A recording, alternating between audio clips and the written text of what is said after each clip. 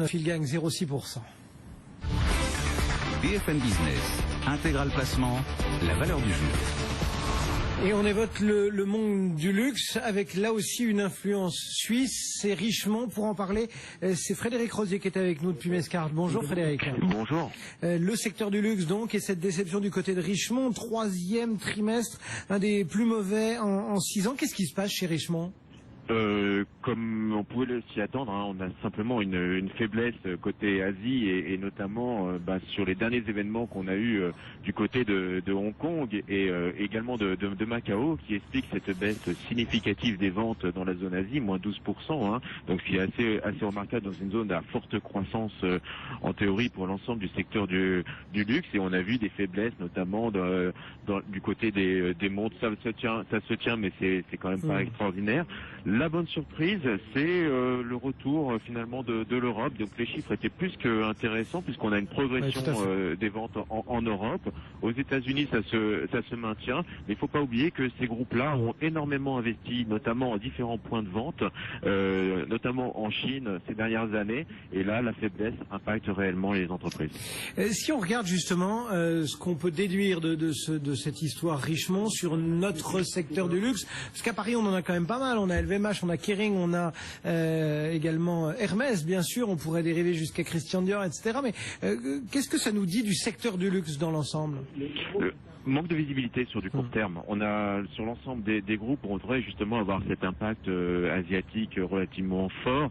On a aussi un manque de visibilité, notamment dû à l'évolution des devises. On le sait, le secteur du luxe est un secteur qui est très très sensible à la parité euro-dollar. Donc on aura du difficulté à bien appréhender notamment les politiques de couverture des différents groupes.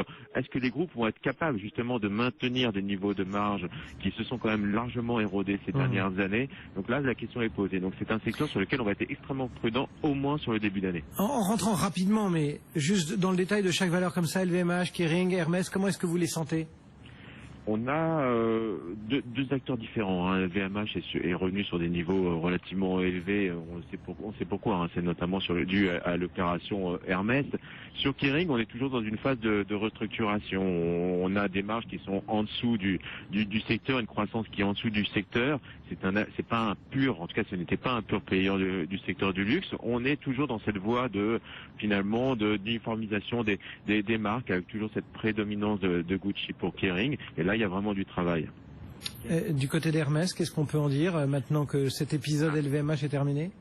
Alors, le titre a bénéficié d'un engouement après le placement des titres de LVMH par un retour de liquidité, tout simplement. Le titre Hermès était un titre absolument pas liquide sur le marché. Ça reste un titre excessivement cher pour le coup, mais avec une visibilité qui est incroyable, avec surtout un niveau de marge qui est aux alentours de 30% qui est exceptionnel pour le secteur. Donc ce pricing power avec ce maintien de marge relativement élevé, avec cette visibilité et cette renommée qu'a la marque Hermès aujourd'hui, offre une énorme visibilité par rapport à l'ensemble du secteur. Alors justement, d'un point de vue technique, où sont les meilleures opportunités entre Hermès, LVMH et Kering, quitte à jouer ce secteur du luxe? On va poser cette question à Jean-Louis Cussac depuis Perceval. De ces 3 valeurs, Jean-Louis, laquelle conseillez-vous pour un achat là aujourd'hui? Compliqué, très très compliqué. Hermès, donc c'est vrai, situation technique particulière, pas de flottant.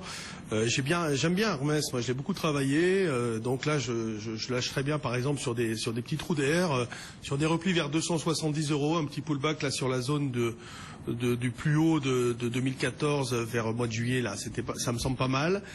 Kering c'est un peu donc différent, peut-être on peut attendre 145.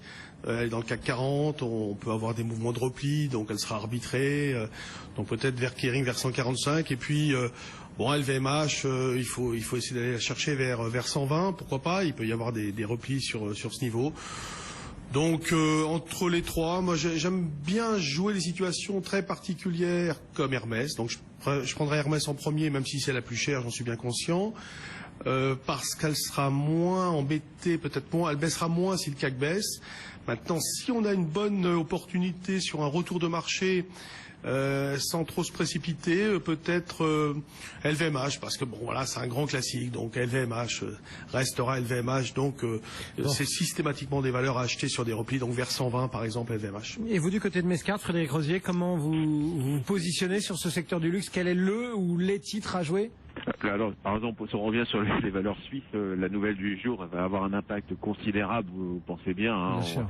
La nouvelle du jour, c'est que la Banque nationale suisse abandonne son cours plancher et là on vient de passer sous la parité pour l'euro face au franc suisse. Sous la parité, donc on a gagné, vous voyez, c'est quasiment 20% sur un effet change déjà sur l'action Richemont entre autres, donc c'est considérable, donc ça va être difficile de les lire. Par contre, je suis d'accord avec Jean-Louis, hein, sur Hermès, pour moi c'est celle qui offre vraiment le meilleur ratio croissance, visibilité, niveau de marge, donc on va privilégier Hermès.